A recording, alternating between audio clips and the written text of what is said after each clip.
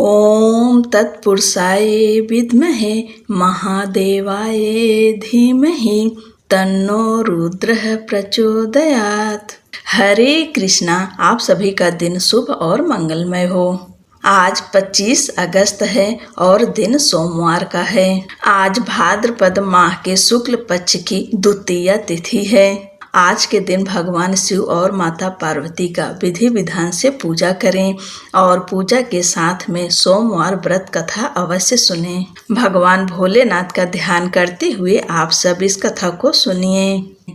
बहुत समय पहले की बात है। किसी नगर में एक साहूकार रहता था। उसका घर धन धान्य व सभी सुख सुविधाओं से भरा हुआ था। बस कमी थी तो एक संतान की।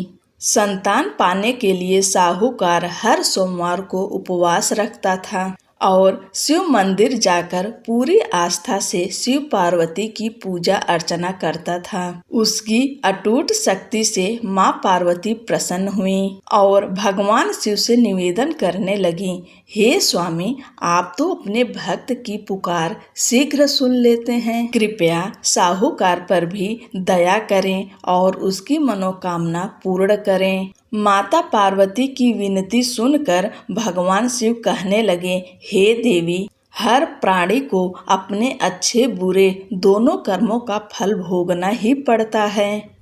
यही इस संसार की रीत है। यह सुनकर पार्वती जी साहूकार की मनोकामना पूर्ण करने के लिए शिव जी से हठ करने लगीं। बहुत समझाने पर भी जब माता पार्वती न मानी तो शंकर भगवान ने साहूकार को संतान प्राप्ति का वरदान दिया, किंतु उन्होंने कहा कि ये बालक अल्पायु होगा और मात्र 12 वर्ष तक ही जीवित रह सकेगा। उधर साहूकार भगवान शिव व माता पार्वती की बातें सुन चुका था, इसलिए उसे संतान प्राप्ति का वरदान पाने के बाद भी कोई प्रसन्नता न हुई, किंतु वो अब भी पहले की ही तरह पूरी श्रद्धा से भगवान भोले शंकर की आराधना करता रहा। वरदान पाने की कुछ ही समय बाद साहूकार की पत्नी गर्भवती हुई और 9 महीने बाद एक सुंदर बालक को जन्म दिया। जब बालक 11 वर्ष का हुआ तो साहूकार ने उसके मामा को बुलाकर कहा कि इसे काशी पढ़ने के लिए ले जाओ।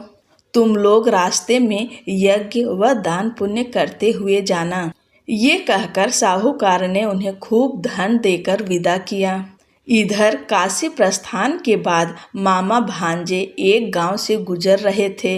वहां एक राजकुमारी का विवाह हो रहा था, परंतु राजकुमार एक आंख से काना था। तभी वर के पिता ने साहूकार के बेटे को देखा और उसके मामा से कहा, तुम अपना भांजा कुछ समय के लिए हमें दे दो। विवाह संपन्न हो जाए उसके बाद ले जाना। राजकुमार के पिता ने दोनों को खूब धन दिया और इस प्रकार साहूकार के बेटे के साथ राजकुमारी का विवाह संपन्न हो गया। साहूकार का पुत्र बड़े ही ईमानदार स्वभाव का था, इसलिए उसे जैसे ही अवसर मिला उसने राजकुमारी की चुन्नी पर लिखा कि तुम्हारा विवाह मेरे साथ हुआ है, किंतु जिस राजकुमार के साथ तुम्हें भेजा जाएगा वो एक आंख से काना है। जब राजकुमारी ने साहूकार की लिखी पढ़ी तो बोली, स्वामी, मैंने अग्नि को साक्षी मानकर आपके साथ 7 फेरे लिए हैं। अब मैं आपके अलावा किसी और को अपना पति स्वीकार नहीं करूंगी। पत्नी की बात सुनकर साहूकार के बेटे ने कहा, ऐसा मत कहो, मैं अल्प आयु हूँ। कुछ ही दिनों में 12 वर्ष की आयु होते ही मेरी मृत्यु निश्चित है। लेकिन पत्नी ने कहा, जो मेरे भाग्य में लिखा होगा वो मुझे स्वीकार है। राजकुमारी ने ये बात अपने माता पिता को बताई। इस पर राजा बहुत क्रोधित हुए और उन्होंने अपनी पुत्री को उस राजकुमार के साथ विदा किए बिना ही बारात वापस लौटा दी। उधर साहूकार का बेटा व उसके मामा काशी पहुँचे। वहां जाकर दोनों ने कई यज्ञ अनुष्ठान किए और साहूकार के बेटे ने विद्या ग्रहण करना शुरू किया। जिस दिन बालक 12 वर्ष का हुआ उस दिन भी मामा भांजे दोनों यज्ञ करने जा रहे थे, किंतु अचानक साहूकार के बेटे की तबीयत बिगड़ने लगी। उसने अपने मामा से कहा, मामा मेरी तबीयत कुछ ठीक नहीं लग रही है। ये सुनकर मामा ने उसे अंदर जाकर आराम करने को कहा। बालक अंदर जाकर आराम करने लगा, किंतु आज ही के दिन उसकी मृत्यु निश्चित थी। अतः कुछ ही समय में उसके प्राण निकल गए। भांजे की मृत्यु होने पर मामा विलाप करने लगे। संयोगवश उसी समय भोलेनाथ व पार्वती जी उसी रास्ते से जा रहे थे। माता पार्वती ने शिव जी से कहा, हे स्वामी, ये करुण स्वर किस ओर से आ रहा है? मुझसे ये सहन नहीं हो रहा है। कृपया आप इस व्यक्ति के कष्टों का निवारण करें। माता पार्वती की विनती सुनकर जब भगवान शिव मृत बालक के पास पहुँचे तो देखा कि ये तो उसी साहूकार का पुत्र है जिसका जन्म मेरे वरदान स्वरूप हुआ था और अब इसका जीवन पूरा हो चुका है। माता पार्वती दुखी होकर कहने लगी, हे प्रभु, इस बालक को मृत देखकर इसके माता पिता वियोग में अपने प्राण त्याग देंगे, इसलिए कृपया आप मेरी विनती सुने और इस बालक को जीवन दान दें। पार्वती जी के निवेदन पर भोलेनाथ ने उस बालक को जीवन दान का वरदान दिया।